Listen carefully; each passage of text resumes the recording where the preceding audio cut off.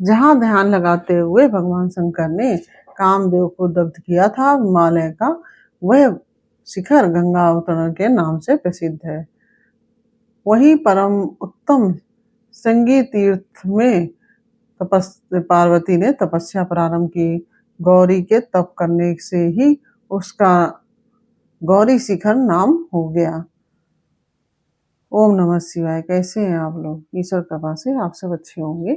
ईश्वर सब पे कृपा बनाए रखे, सबका कल्याण करे। आज हम बताने जा रहे हैं श्री शिव महापुराण के रुद्र संहिता तृतीय पार्वती खंड का 22वां अध्याय। श्री शिव की आराधना के लिए पार्वती जी की दुष्कर तपस्या।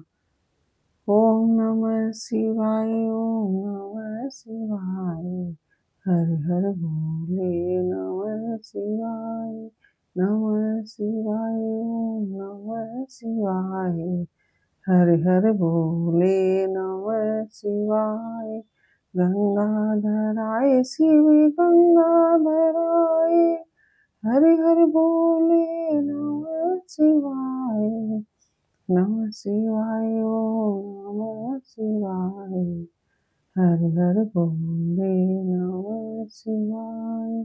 ओम नमः शिवाय। ब्रह्मा जी कहते हैं देवर से, तुम्हारे चले जाने पर प्रफुल्लचित हुई पार्वती ने महादेव जी को तपस्या से ही साध्य माना और तपस्या के लिए ही मन में निश्चय किया। तब उन्होंने अपनी सखी जया और विजया के द्वारा पिता हिमांचल और माता मैना से आज्ञा मांगी। पिता ने तो स्वीकार कर लिया, परंतु माता मैना ने स्नेहवश अनेक प्रकार से समझाया और घर से दूर वन में जाकर तप करने से पुत्री को रोका। मैना ने तपस्या के लिए वन में जाने से रोकते हुए माँ बाहर ना जाओ ऐसा कहा। इसलिए उस समय शिवा का नाम उमा हो गया। मुने शैलराज की प्यारी पत्नी मैना ने रोकने से शिवा को दुखी हुई जान अपना विचार बदल दिया और पार्वती को तपस्या के लिए जाने की आज्ञा दी। मुनि श्रेष्ठ माता की वह आज्ञा पाकर उत्तम व्रत का पालन करने वाली पार्वती ने भगवान शंकर का स्मरण करके अपने मन में बड़े सुख का अनुभव किया। माता पिता को प्रसन्नता पूर्वक प्रणाम करके शिव के स्मरण पूर्वक दोनों सखियों के साथ वे तपस्या करने के लिए चली गई। अनेक प्रकार के प्रिय वस्त्रों का परित्याग करके पार्वती ने कटि प्रदेश में सुंदर मूंज की मेखला बांध शीघ्र ही वल्कल धारण कर लिए। हार का परिहार करके उत्तम मृग चर्म को हृदय से लगाया। तत्पश्चात तपस्या के लिए गंगा अवतरण यानी कि गंगोत्री तीर्थ की ओर चली गई, जहाँ ध्यान लगाते हुए भगवान शंकर ने कामदेव को दग्ध किया था। हिमालय का वह शिखर गंगा अवतरण के नाम से प्रसिद्ध है। वही परम उत्तम श्रृंगी तीर्थ में पार्वती ने तपस्या प्रारंभ की।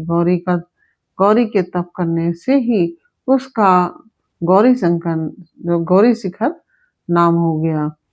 मुने शिवा ने अपने तप की परीक्षा के लिए वहां बहुत से सुंदर और पवित्र वृक्ष लगाए जो फल देने वाले थे। सुंदरी पार्वती ने पहले भूमि शुद्ध करके वहां एक वेदी का निर्माण किया। तदंतर ऐसी तपस्या आरंभ की जो मुनियों के लिए भी दुष्कर थी। वे मन सहित संपूर्ण इंद्रियों को शीघ्र ही काबू में करके उस वेदी पर उच्च कोटि की तपस्या करने लगी। ग्रीष्म ऋतु में अपने चारों ओर दिन रात आग जलाए रखकर वे बीच में बैठती और तदंतर पंचाक्षर मंत्र का जप करती रहती थी।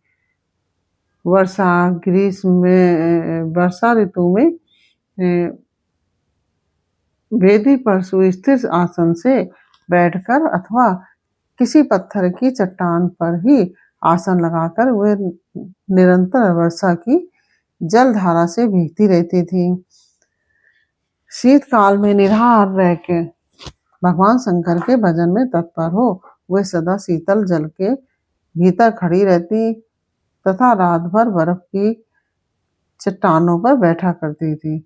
इस प्रकार तप करती हुई पंचाक्षर मंत्र के जप में संलग्न हो शिवा संपूर्ण मनोवांछित फलों के दाता शिव का ध्यान करती थी। प्रतिदिन अवकाश मिलने पर वे सखियों के साथ अपने लगाए हुए वृक्षों को प्रसन्नतापूर्वक सींचती और वहां पधारे हुए अतिथि का आतिथ्य सत्कार भी करती थी। शुद्ध चित्त वाली पार्वती ने प्रचंड आंधी, कड़ाके की सर्दी, अनेक प्रकार की वर्षा तथा दुसह धूप का भी सेवन किया। उनके ऊपर वहां नाना प्रकार के दुख आए, परंतु उन्होंने उन सबको कुछ नहीं गिना।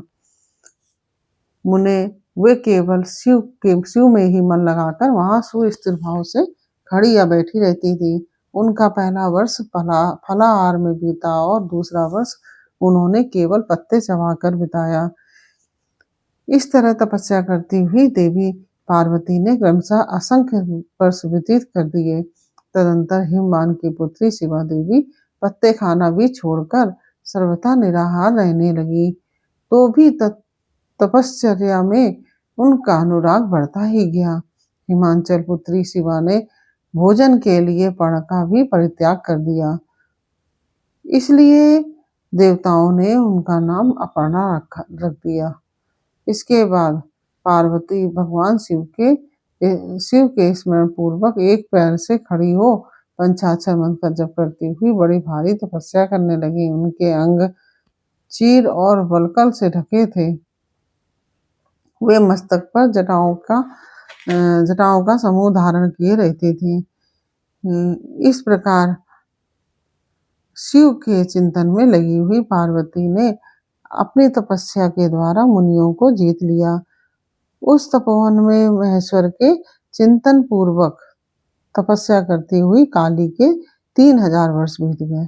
तदंतर जहाँ महादेव जी ने 60,000 वर्षों तक तप किया था, उस स्थान पर क्षण भर ठहरकर शिवा देवी इस प्रकार चिंता करने लगी, क्या महादेव जी इस समय यह नहीं जानते कि मैं उनके लिए नियमों के पालन में तत्पर हो तपस्या कर रही हूँ? फिर क्या कारण है कि सुदीर्घ काल से मैं तपस्या में लगी हुई मुझ सेवका के पास वे नहीं आए? लोक में, वेद में और मुनियों द्वारा सदा गिरीश की महिमा का गान किया जाता है। यही कहते हैं कि भगवान शंकर सर्वज्ञ, सर्वात्मा, सर्वदर्शी, समस्त ऐश्वर्यों के दाता, दिव्य शक्ति संपन्न, सबके मनोभावों को समझ लेने वाले, भक्तों को उनकी अभीष्ट वस्तु देने वाले और सदा समस्त क्लेशों का निवारण करने वाले हैं। यदि मैं समस्त कामनाओं का परित्याग करके भगवान वृषभध्वज में अनुरक्त हुई हूँ, तो वे कल्याणकारी भगवान शिव यहाँ मुझ पर प्रसन्न हो। यदि मैंने नारद तंत्रोक्त शिव पंचाक्षर मंत्र का सदा उत्तम भक्तिभाव से विधि पूर्वक जप किया हो, तो भगवान शंकर मुझ पर प्रसन्न हो। यदि मैं सर्वेश्वर शिव की भक्ति से युक्त एवं निर्विकार हूँ और भगवान शंकर मुझ पर अत्यंत प्रसन्न हो। इस तरह नित्य चिंतन करती हुई जटावल्कल धारणी निर्विकारा पार्वती मुंह नीचे किए सुदीर्घ काल तक तपस्या में लगी रही। उन्होंने ऐसी तपस्या की कि जो मुनियों के लिए भी दुष्कर थी। वहां उसी तपस्या का स्मरण करके पुरुषों को बड़ा विस्मय हुआ। मैं से पार्वती की तपस्या का जो दूसरा प्रभाव पड़ा था, उसे भी इस समय सुनो। जगदम्बा पार्वती का वह महान तप परम आश्चर्यजनक था, जो संभवतः एक दूसरे के विरोधी थे। ऐसे प्राणी भी उस आश्रम के पास जाकर उनकी तपस्या के प्रभाव से विरोध रहित हो जाते थे। सिंह और गौ आदि सदा राग आदि दोषों से संयुक्त रहने वाले पशु भी पार्वती के तप की महिमा से वहां परस्पर बाधा नहीं पहुंचाते थे। मुनिश्रेष्ठ, इनके अतिरिक्त जो संभवतः एक दूसरे के वैरी हैं, वे चूहे बिल्ली आदि दूसरे दूसरे जीव भी उस आश्रम पर कभी रोष आदि विकारों से युक्त नहीं होते थे। वहां के सभी वृक्षों में सदा फल लगे रहते थे। भांति भांति के तृण और विचित्र पुष्प उस वन की शोभा बढ़ाते थे। वहां का सारा वन प्रांत कैलाश के समान हो गया। पार्वती के तप की सिद्धि का साकार रूप बन गया। इसके साथ ही यह 22वां अध्याय पूर्ण हुआ। यह अध्याय आपको कैसा लगा ये हमें कमेंट बॉक्स में अवश्य बताइए। अच्छा लगा हो तो वीडियो को लाइक शेयर अवश्य कीजिए। यदि आप हमारे चैनल पर नए आए हैं तो प्लीज चैनल को सब्सक्राइब अवश्य कर लीजिए और बेल आइकन बटन अवश्य दबा दीजिए, जिससे कि हमारे आने वाले सारे वीडियोस आपको प्राप्त हो सकें। फिर मिलते हैं आपसे अगले अध्याय के साथ अगले वीडियो में। तब तक के लिए राधे राधे। ओम नमः शिवाय।